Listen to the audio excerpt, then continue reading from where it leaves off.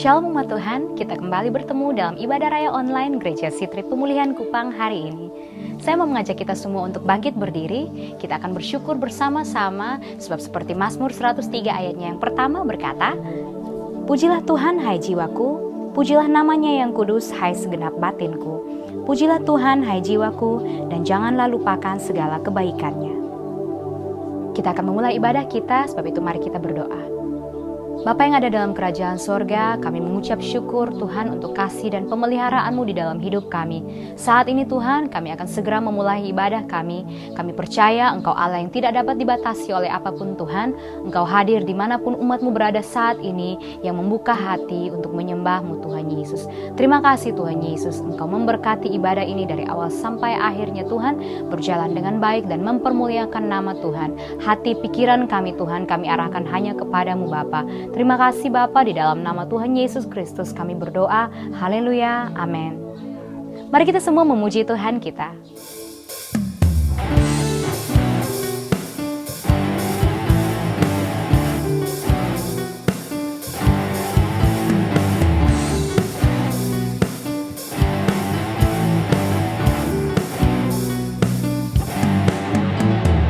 Terima sukacita surga, itulah kekuatan bagi jiwa.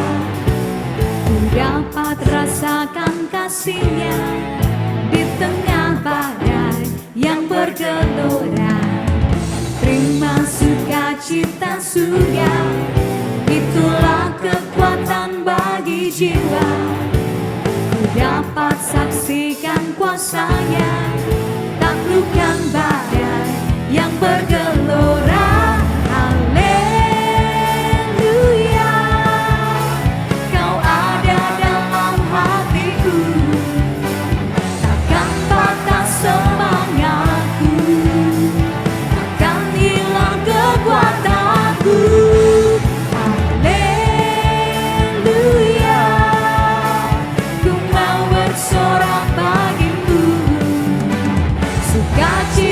Surga nyata penuhiku.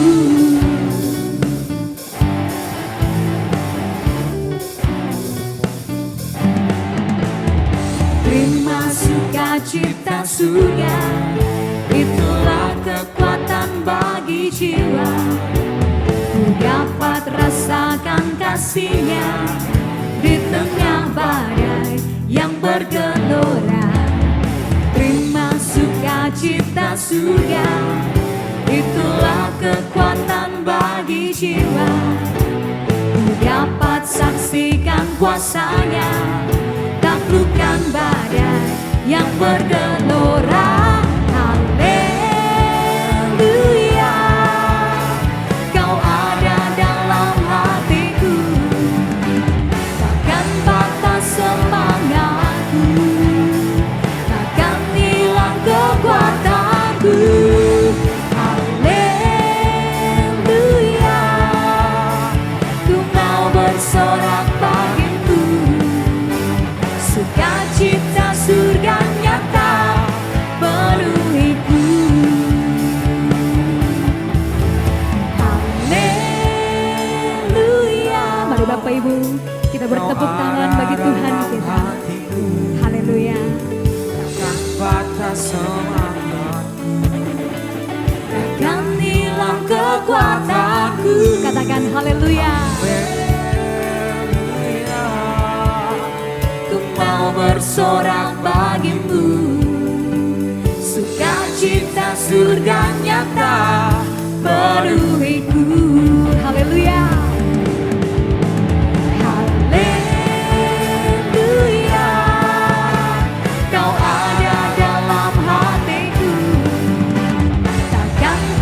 Semangatku, takkan hilang kekuatanku.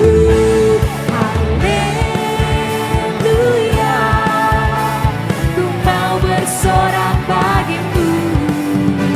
Sukacita surga nyata penuhiku. Sukacita surga, katakan sukacita surga.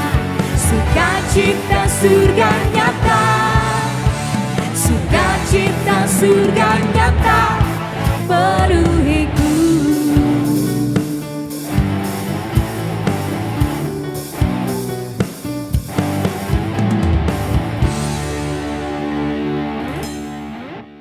Mari siapkan hati kita untuk masuk dalam penyembahan.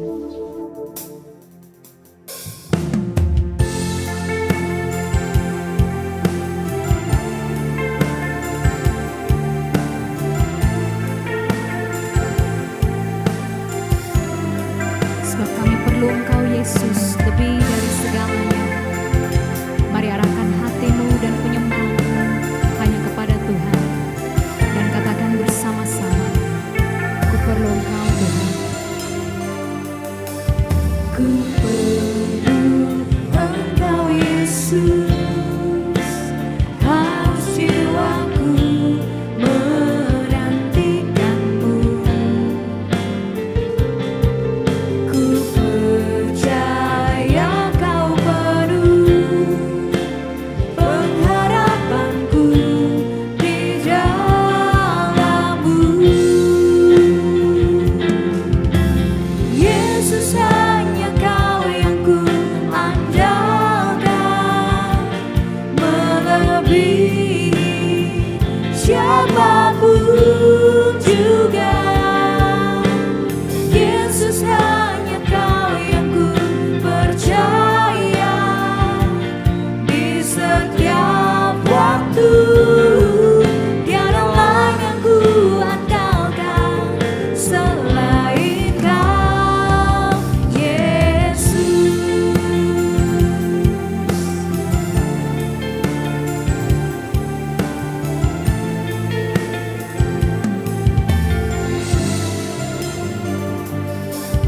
Ku perlu Engkau Yesus, haus jiwaku menantikanmu.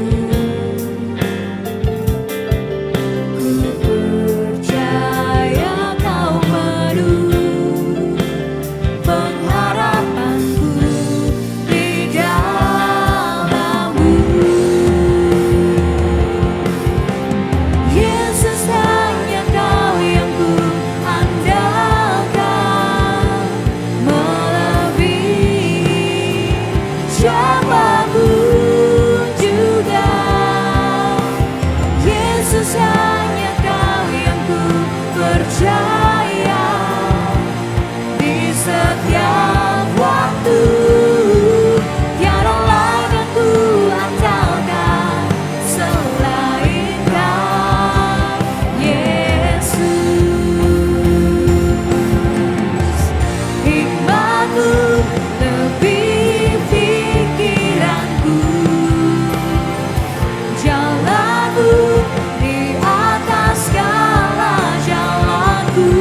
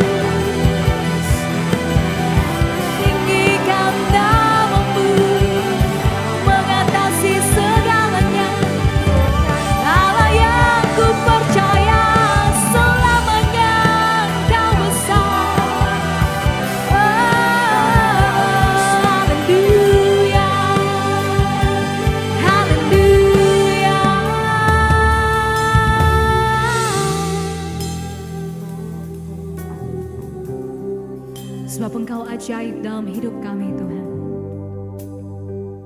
Kami mengingat segala perbuatan-Mu yang besar. Dan kami mau berkata, Engkau baik dalam segala jalan-Mu Tuhan. Engkau tidak pernah salah. Engkau mengatur segala sesuatu untuk mendatangkan kebaikan. Dalam situasi apapun hidup kami saat ini Tuhan, kami mau tetap berkata Engkau Allah yang sungguh baik dalam hidup kami. Engkau tempat kami berseru, Engkau tempat kami bersandar. Dan kami tahu Tuhan, Engkau Allah yang selalu mendengar seruan kami. Engkau tidak pernah tinggalkan kami jalan sendiri.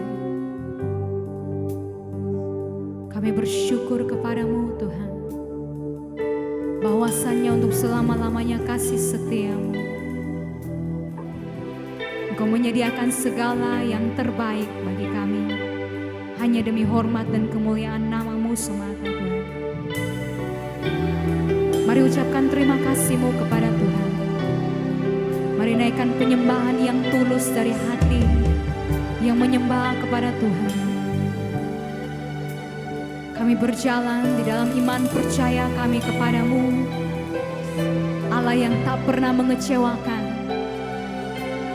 Allah yang besar, Allah yang hidup, Juru Selamat kami. Dengan iman percaya kami Tuhan, kami mau terus berjalan di dalam jalan kebenaran-Mu dan mau tetap mengandalkan Engkau Tuhan. Sebab Engkau kekuatan kami, sumber segala yang kami perlu. Dan dengan iman kami Tuhan, kami berkata Engkau yang kami andalkan Tuhan. Yesus hanya Kau yang ku andalkan, melebihi siapapun juga. Yesus hanya Kau yang ku percaya di setiap waktu. Tiada lain yang ku andalkan selain Kau. Yesus hanya Kau yang ku andalkan. Ini pernyataan iman kami Tuhan. Engkau yang kami andalkan seumur hidup kami. Yesus hanya Kau yang percaya di setiap waktu. Tiada lain yang ku andalkan selain Kau. Tiada lain yang ku andalkan selain Kau. Tiada lain yang ku andalkan selain Kau, Yesus.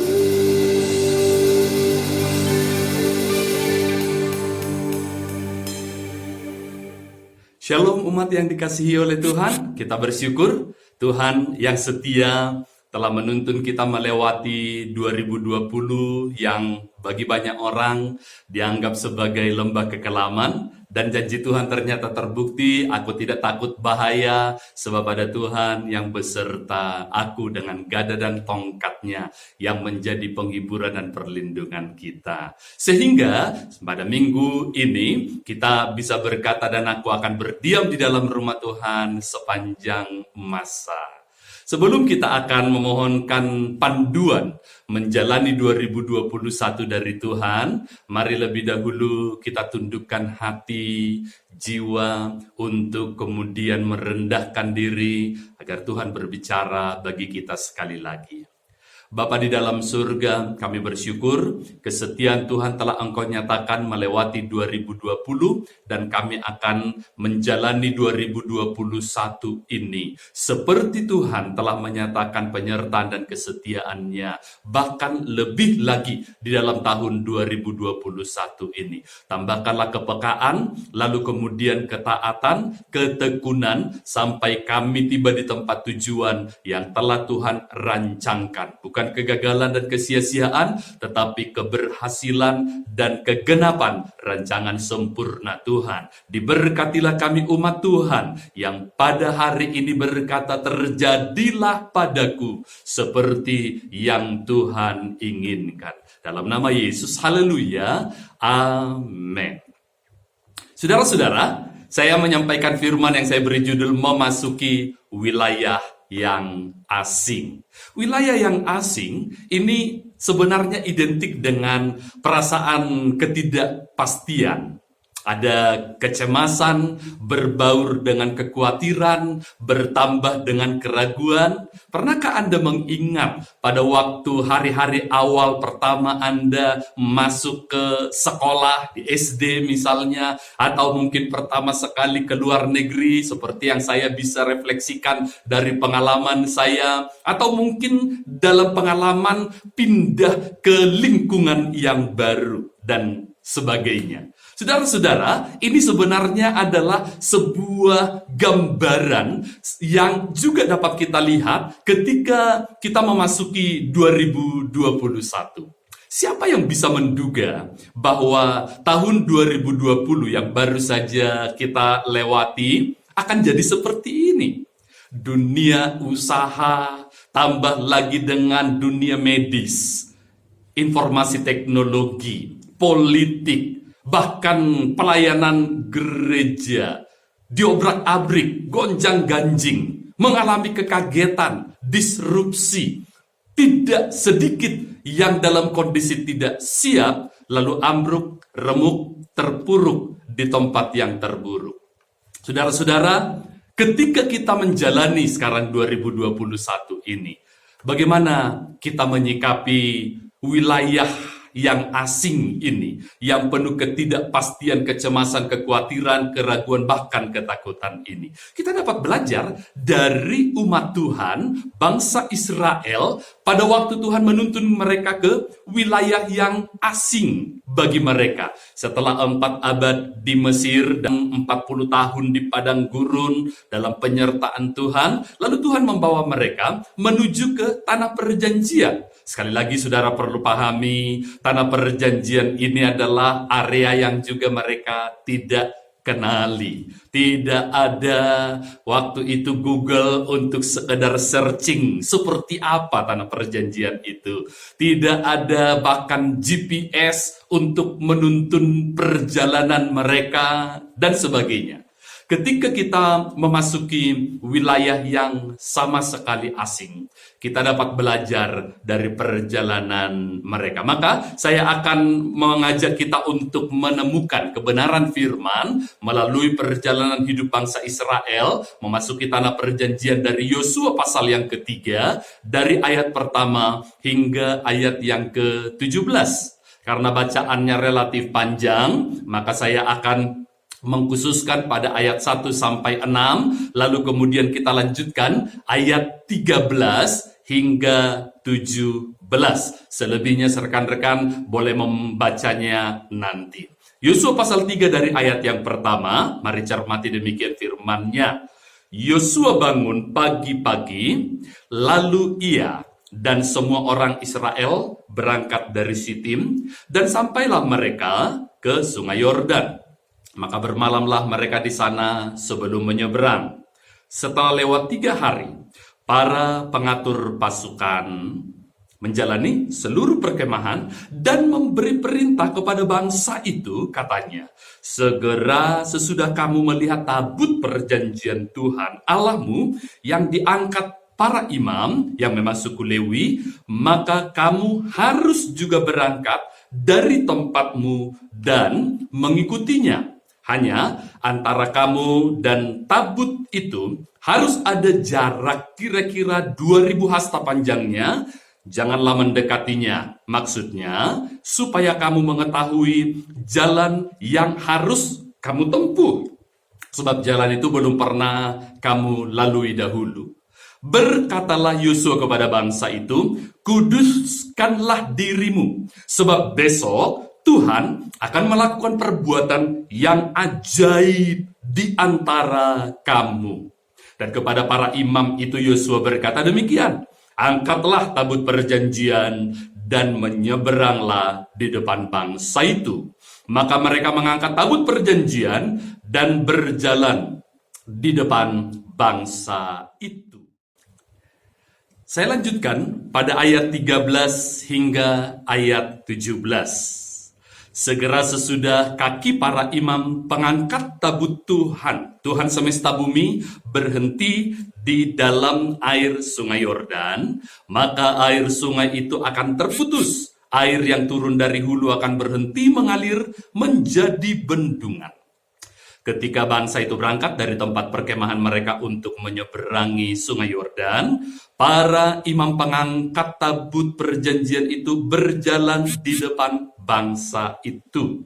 Segera sesudah para pengangkat tabut itu sampai ke sungai Yordan, dan para imam pengangkat tabut itu mencelupkan kakinya ke dalam air di tepi sungai itu, sungai Yordan itu sebab sampai meluap sepanjang tepinya selama musim menuai. Maka berhentilah air itu mengalir. Air yang turun dari hulu melonjak menjadi bendungan jauh sekali di dekat Adam, kota yang terletak di sebelah Sartan. Sedang air yang turun ke Laut Araba itu, yakni Laut Asin, terputus sama sekali.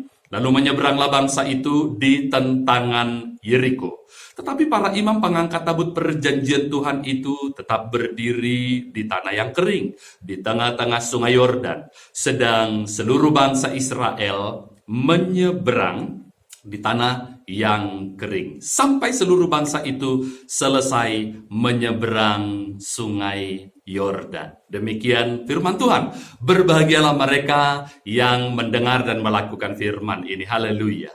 Saudara-saudara, ini adalah sebuah perjalanan yang unik, yang memberi, boleh saya katakan, kekagetan bagi bangsa Israel sendiri tentang bagaimana kali ini cara Tuhan menuntun mereka, karena ini adalah musim baru, era baru, sehingga pola-pola sebelumnya sebetulnya tidak lagi bisa di copy paste hanya untuk kemudian diterapkan pada situasi ini, karena dulu juga begitu. Maka Anda juga jangan sampai terlalu mengandalkan merasa sudah punya pengalaman, pendidikan, pengetahuan, atau mungkin juga telah membaca analisis ini itu. Saudara-saudara, tidak pernah ada bisa yang memprediksi bahkan dengan akal budi yang sedemikian pinter ini, sebab banyak faktor, variabel, banyak aspek yang tidak bisa kita duga sama sekali. Nah, lalu karena itulah kita datang kepada Tuhan yang mengendali alam semesta ini, memberi kita petunjuknya lagi untuk menjalani 2021 ini.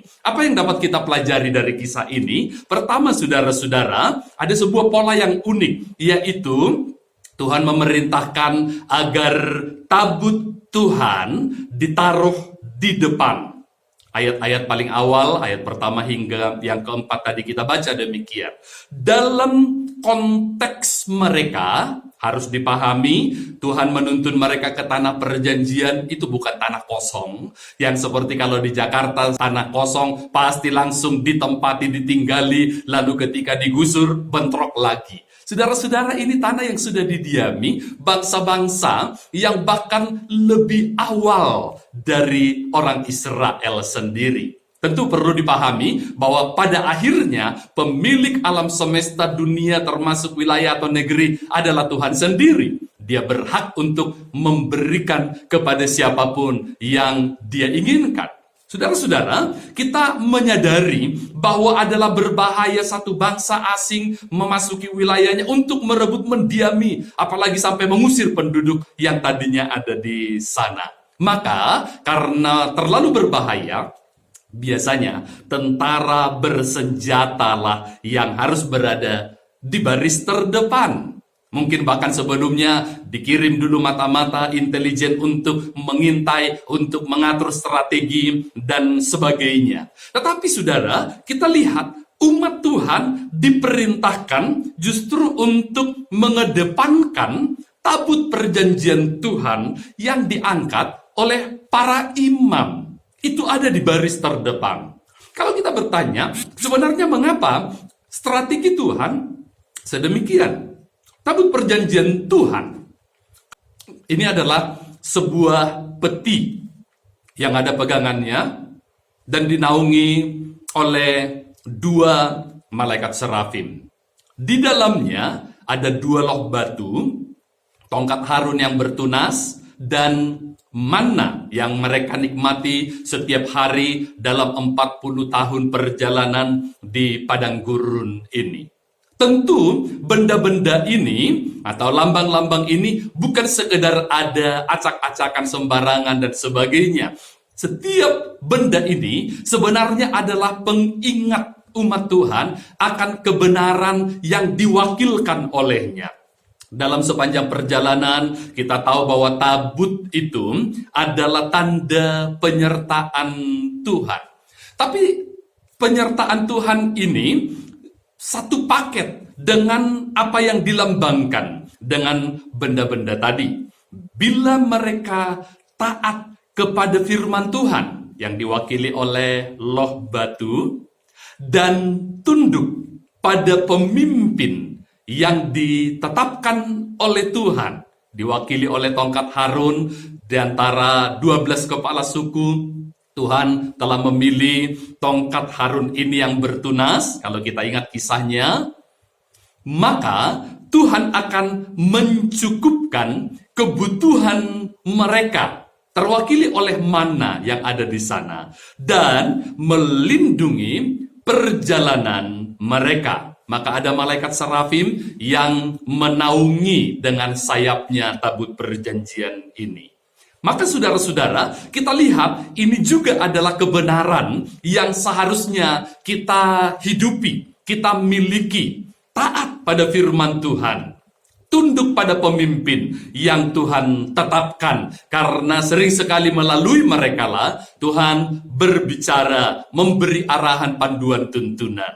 Maka Tuhan pasti akan mencukupkan apapun yang menjadi kebutuhan dan menyatakan perlindungan di sepanjang perjalanan hingga tiba di tujuan dan menikmati tanah perjanjian. Bukankah ini adalah sebuah kebenaran yang juga kita butuhkan pada tahun 2021 ini? Pastikan Anda memilikinya di dalam perjalanan kehidupanmu senantiasa. Itu yang sebenarnya Tuhan sedang ajarkan baik kepada bangsa Israel, dan saya percaya kepada kita semua juga. Taruh tabut perjanjian Tuhan itu di depan. Bukan kepentaran, bukan juga pengalaman, bukan juga mungkin masukan-masukan yang tidak sejalan dengan rencana Tuhan. Maka Tuhan menjaminkan engkau akan berhasil dalam perjalananmu. Haleluya.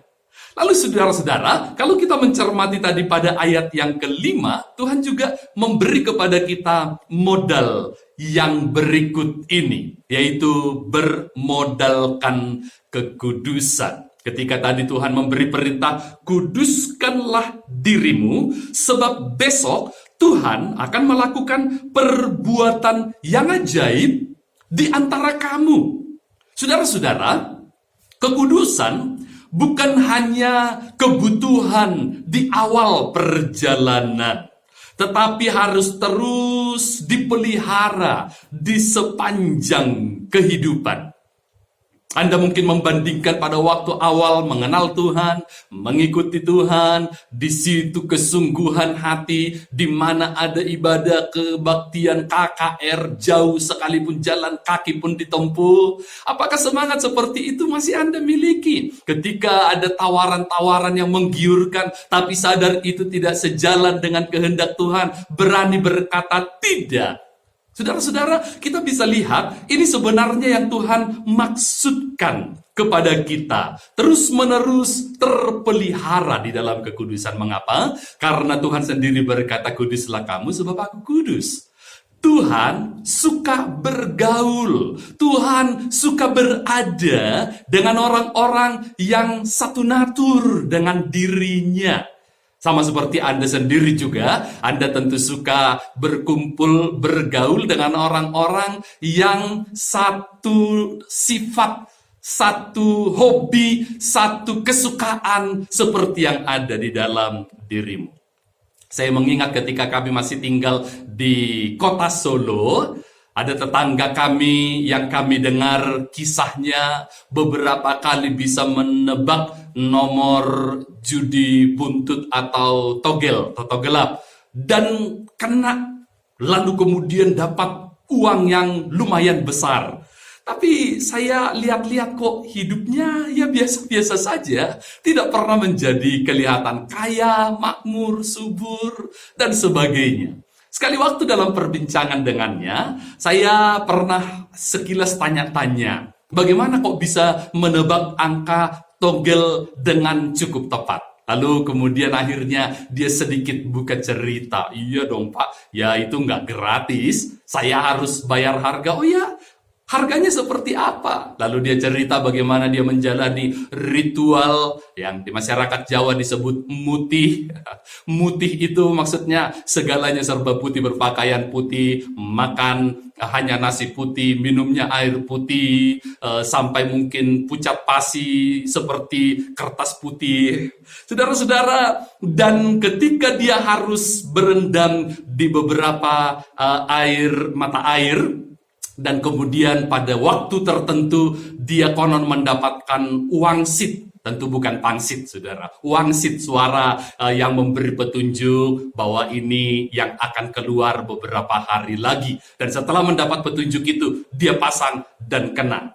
Lalu kemudian perbincangan kami berlanjutlah, kalau dapat sekian banyaknya, kok kamu nggak kelihatan hidupmu berubah? Lalu dia berkata, iya, karena setelah dapat, lalu kemudian dipakai buat minum-minum, atau bahkan buat judi, buat apa lagi, buat istri kedua maksudnya saudara-saudara. Tidak heran, apapun yang diperoleh habis begitu saja.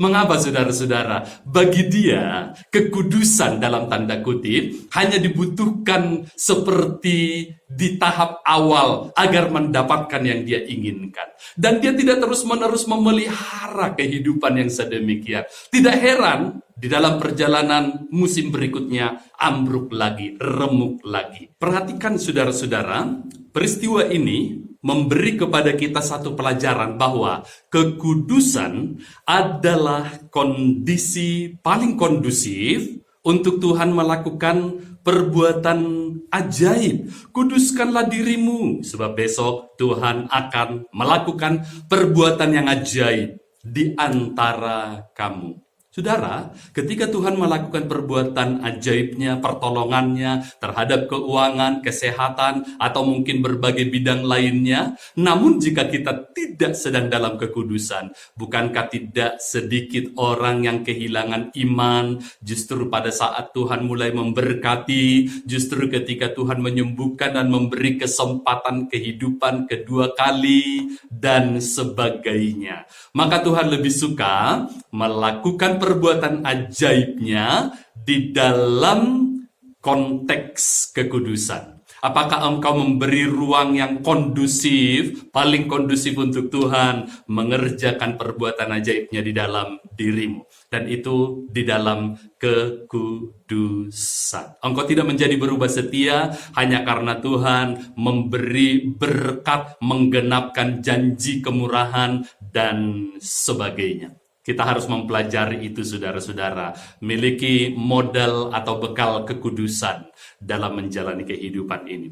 Lalu kemudian kita juga membaca bahwa orang Israel diperintahkan untuk selalu, saya pakai istilah tuning, pada suara Tuhan.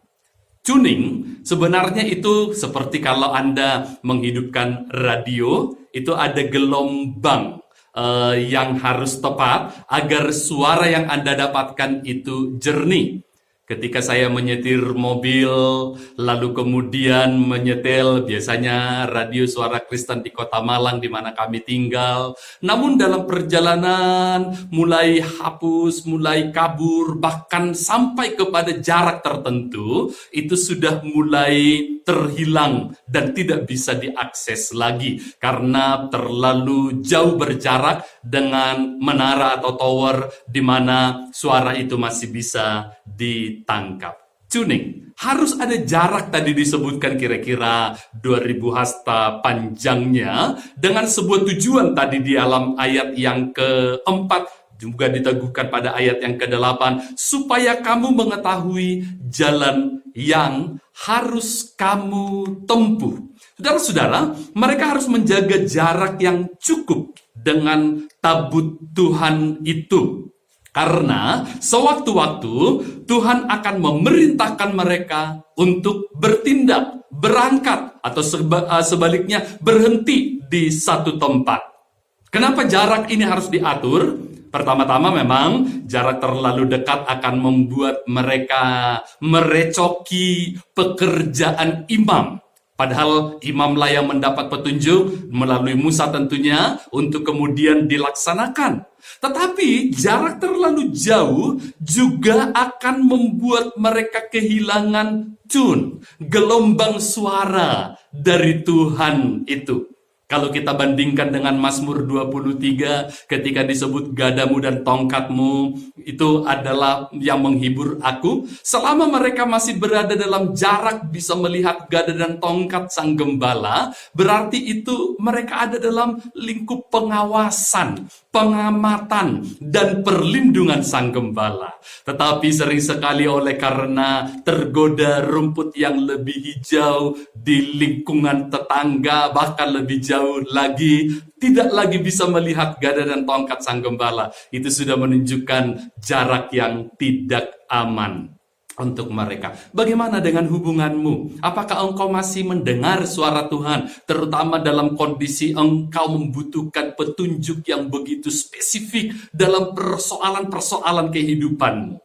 Jaga jarak aman. Saudara-saudara, pastikan itu akan selalu kita miliki tune pada suara Tuhan. Juga kita bisa belajar prinsip yang berikut ini, yaitu orang Israel itu diperintahkan sekarang untuk mengambil langkah iman. Ayat yang ke-13 dan beberapa ayat berikutnya tadi menggambarkan segera sesudah kaki para imam pengangkat tabut itu nanti tercelup di dalam air sungai Yordan, maka air itu terputus dan bangsa Israel nanti menyeberang di tanah yang kering. Saudara-saudara, kita lihat di sini, pada waktu mereka menyeberang Laut Teberau, ada sebuah pola yang Tuhan tunjukkan, yaitu melalui Musa, airnya dibelah lebih dahulu, barulah umat Tuhan menyeberang. Tapi saudara-saudara, pada waktu sekarang mereka menyeberangi sungai Yordan, yang unik di sini, mereka diperintahkan melangkah dahulu, mencelupkan kaki lebih dahulu, barulah airnya terbelah. Berbeda dengan pola yang pertama. Nah, apa yang kita bisa pelajari di sini? Kali ini tantangannya meningkat. Kalau di awal segala sesuatunya Tuhan kerjakan, Tuhan selesaikan, Tuhan tunjukkan, Tuhan nyatakan di depan mata, barulah mereka menyanyi bersorak-sorai, saudara-saudara. Maka kita lihat sekarang, sebelum melihat apa-apa, keadaan masih sama, kesulitan masih begitu rumitnya. Mereka sudah diperintahkan untuk menjejakkan kaki di air sungai Yordan yang belum menunjukkan tanda perubahan. Loh, bukankah itu berbahaya? Bukankah itu nanti bisa justru membuat mereka tenggelam? Terutama ingat saudara, 400 tahun di Mesir, 40 tahun di perjalanan, mereka tidak pernah belajar berenang sama sekali. Tetapi saudara, perhatikan di sini, justru kita lihat ketika tantangannya meningkat, terutama mereka akan segera memasuki tanah perjanjian yang tidak pernah mereka alami di musim hidup sebelumnya, maka dibutuhkan juga iman yang harus meningkat. dan bertumbuh. Memasuki tanah perjanjian itu menuntut langkah iman. Dan yang kita juga lihat, makin dekat pada penggenapan, makin besar iman yang diperlukan. Ada sebuah lagu yang sebenarnya tidak salah sama sekali. Mungkin saudara seperti saya juga menyanyikan kok lagu itu. Imanku tak perlu besar, cukup sebutir pun dahsyat. Itu betul saudara, Yesus juga sebenarnya mengatakannya. Namun kita harus memahami bahwa untuk di tahap awal memang tidak dibutuhkan iman yang besar. Ketaatan, ketundukan, Tuhan mengerjakan keseluruhan.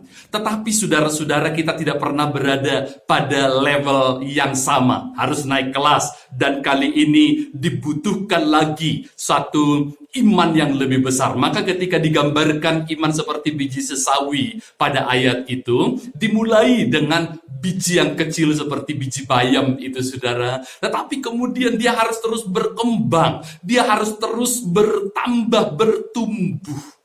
Imanmu akan dibutuhkan di level yang lebih tinggi karena kesulitan yang kita hadapi juga tidak kalah rumitnya. Kali ini umat Tuhan di tengah perjalanan yang memasuki musim yang baru ini harus menghadapi situasi yang tidak sama seperti sebelumnya. Dibutuhkan langkah iman dalam kelas yang lebih tinggi dari sebelumnya. Saudara perlu memahami bahwa sebenarnya iman itu berbeda dengan yang namanya nekat, gitu ya. Sama-sama membutuhkan keberanian memang untuk menghadapi risiko, tetapi orang yang nekat itu berdasar pada keberanian tanpa pertimbangan, tanpa perhitungan, pokoknya seperti apapun di depan. Begitu saudara. Kalau yang namanya iman, dasarnya berbeda. Itu didasarkan pada ketaatan kepada Tuhan. Yang walaupun juga masih berbenturan dengan pemahaman, akal, pikiran, pendidikan, pengalaman. Tetapi karena Tuhan mengatakannya, saya melakukannya. Saudara-saudara, dasarkan pada iman, bukan nekat. Apa yang kita bisa pelajari dari firman ini, saudara-saudara? Memasuki era 2021 yang sebenarnya asing bagi kita. Ini adalah wilayah yang tidak kita kenal. Dan bagaimana kita bisa menjalaninya dengan keteguhan, ketangguhan, dan bukan keraguan, apalagi kecemasan, bahkan ketakutan. Kita telah belajar tadi, jadikan firman Tuhan sebagai penuntun setiap hari. Termasuk selain dari pembacaan firman, juga melalui hamba-hamba Tuhan yang Tuhan percayakan sebagai orang yang berjaga-jaga atas jiwa kita. Tetapi juga pada waktu bersamaan pertahankan kekudusan. Dan jangan mengukur kekudusan hanya dalam 1-2 jam ibadah, kelihatannya rohani. Tetapi setelah itu rohana, kata kami orang Batak, rohana madisi, terserah dia seperti apa, tidak saudara-saudara. Ini harus menjadi gaya hidup kita dalam keseharian. Jangan lupa jaga kepekaan pada suara Tuhan. Karena banyak jebakan, banyak upaya penggagalan, banyak gangguan, godaan yang mencoba membawa kita menyimpang dari kehendak sempurna Tuhan. Tetapi jika kita menjaga kepekaan lalu ketaatan, kita dipastikan tiba di tempat tujuan. Dan beranilah mengambil langkah iman. Dengan demikian saudara-saudara, 2021 ini akan menjadi perjalanan yang memang tidak mudah, tetapi yang kelak kita bisa simpulkan lagi seperti pemazmur yang berkata, sesungguhnya kebajikan dan kemurahan Tuhan itulah yang telah berlimpah di dalam kehidupanku di sepanjang 2021 ini. Pastikan itu adalah kesimpulan akhir dari kehidupanmu. Maka di awal tahun 2021 ini saudara-saudara, pastikan engkau membangun sebuah komitmen yang baru. Jadikan firman Tuhan penuntun hidupmu. Pertahankan kekudusan, jaga kepekaan, dan ambil langkah iman. Mari minta Tuhan meneguhkan komitmenmu di awal 2021 ini. Tunduk kepala, mari berdoa bersama-sama. Bapa di surga, terima kasih untuk suaramu, petunjukmu, panduanmu yang engkau sekali lagi sampaikan dan suarakan kepada kami memasuki wilayah yang asing 2021 ini. Ini adalah wilayah yang memang kami tidak kenal. Kami tidak tahu apa yang akan terjadi lagi dalam hari-hari, minggu, tahun, bulan ke depan ini. Tetapi ada satu jaminan, asal Tuhan menyertai, itu cukup bagi kami. Asal ada tabut Tuhan di tengah-tengah kami, itulah yang menjadi penghiburan kami. Asal ada tongkat dan gadamu, itulah yang akan memastikan kami ada di dalam perlindunganmu. Namun kami juga menyadari ada peran yang harus kami lakukan, yaitu kami akan jadikan firman Tuhan penuntun setiap hari. Kami tidak akan mendengarkan petunjuk-petunjuk yang bukan berasal daripadamu atau sejalan dengan kehendakmu. Maka kami akan memeliharakan hidup kami berkenan dalam kekudusan, karena di dalam kondisi seperti itulah Tuhan akan mengerjakan perbuatan-perbuatan ajaibmu. Juga tolong kami untuk menjaga kepekaan rohani kami, sekaligus juga ketaatan, ketundukan, dan ketekunan kami, mendengar suaramu lalu mengikutinya dalam ketekunan. Dan apabila Tuhan sudah mengatakan, beri kepada kami iman untuk melangkah, meski itu sering sekali berbeda dengan pemahaman dan pemikiran kami. Diberkatilah umatmu, gerejamu, Setri di Kupang, dan sebanyak yang mendengar pesan ini, termasuk para pelayan-pelayan Tuhan, agar menjaga hidup mereka seperti yang Tuhan kehendaki. Urapan Tuhan terus akan Tuhan tambahkan atas hamba-Mu, Bapak Ibu Gembala Sidang kami, beserta dengan tim kepemimpinan para pelayan-pelayan Tuhan dan seluruh umat Tuhan, akan menikmati berkat yang Engkau telah siapkan, janjikan. Tergenapkanlah di dalam hidup kami. Kami mau diberkati dan menjadi berkat di dalam nama penguasa tunggal hidup kami, Yesus Tuhan. Kami telah memohonkan. Bersepakat kita berkata, amin. Tuhan memberkati saudara, nikmati perjalanan bersama dengannya di 2021 ini. Haleluya. Mari kita berdoa. Tuhan Allah Bapa kami dalam surga, Tuhan, kami mengucap syukur buat anugerah dan kasih karunia bagi kami ya Bapak.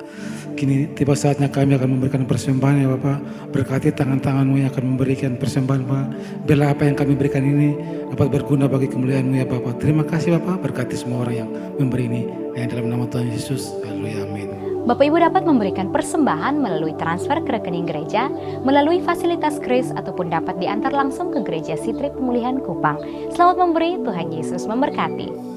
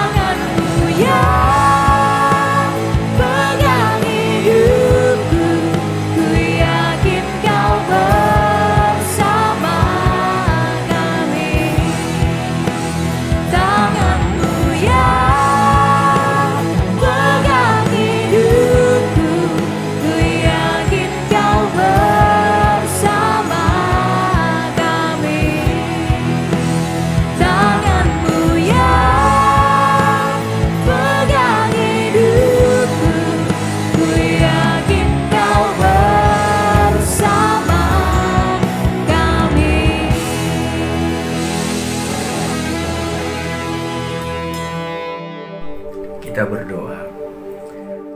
Bapa di surga, Bapa di dalam nama Tuhan Yesus, terima kasih Tuhan atas perkenanan-Mu, atas kasih karunia-Mu yang berlimpah bagi semua kami, sehingga kami masih ada menikmati semua kemurahan dan kebaikan Tuhan sampai dengan tahun yang baru ini. Terima kasih Bapa di surga, terima kasih Tuhan Yesus buat kebenaran firman Tuhan yang boleh kami dengar untuk menolong kami berjalan di tahun yang baru ini. Berkati hamba-Mu Tuhan, urapi dan biarlah perkenanan Allah ada atas hidup hamba-Mu, sehingga dimanapun hamba-Mu ada, berdiri dan melayani pekerjaan Tuhan yang mulia ini, nama Tuhan dipuji, nama Tuhan dipermuliakan. Ada hati yang kembali, ada kehidupan yang datang kepada Engkau. Terima kasih Bapa di sorga. Pada kesempatan yang indah ini Tuhan, kami mau terus berdoa memberkati bangsa negara kami Tuhan. Berkati pemimpin bangsa dan negara kami, presiden, wakil, dan seluruh jajarannya. Berkati gubernur, wakil, dan seluruh jajarannya, khususnya gubernur dan provinsi NTT. Kami juga berdoa untuk wali kota, wakil, dan seluruh jajarannya, khusus wali kota Kupang, wakil, dan seluruh jajarannya. Mereka semua ada dalam perlindungan Tuhan. Roh hikmat, roh takut akan Tuhan Allah curahkan bagi mereka, sehingga mereka memimpin bangsa, provinsi, kota ini mencapai kedamaian, mencapai kesejahteraan yang Tuhan kehendaki. Terima kasih Bapa di sorga. Kami juga berdoa untuk seluruh para medis, dokter, perawat, dan TNI Polri yang berdiri di garis depan untuk berjuang melawan COVID-19 ini Tuhan. Kami berdoa perlindungan Tuhan ada bagi setiap mereka, keluarga mereka. Tuhan jaga, Tuhan lindungi. Terima kasih Bapa di sorga. Kami juga mendoakan gereja Sitri Pemulihan Kupang. Kami berdoa memberkati gembala kami Tuhan, Pendeta Charles Besi sekeluarga. Hikmat, kekuatan, perlindungan Tuhan ada atas hamba-Mu. Limpahkan dengan kesehatan yang terbaik. Sukacita Allah, damai Allah memenuhi kehidupan mereka. Terima kasih Bapa. Kami berdoa memberkati seluruh jemaat Sitri Pemulihan Kupang di mana saja.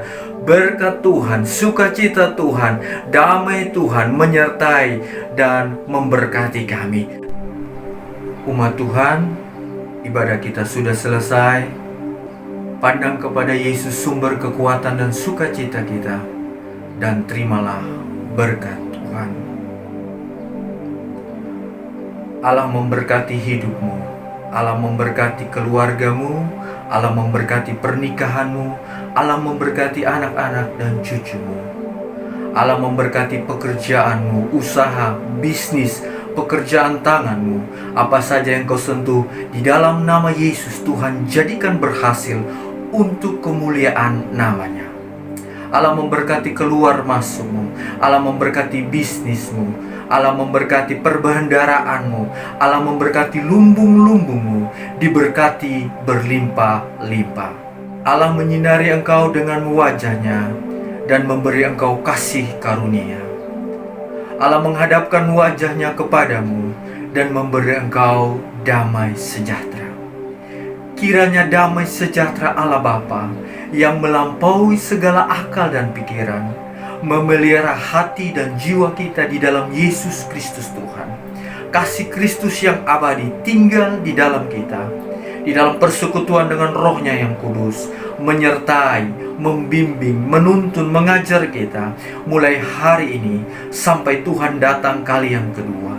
Semua berkat yang besar ini kita sambut dan terima di dalam satu nama, Yesus Kristus Tuhan. Haleluya. Amin. Haleluya.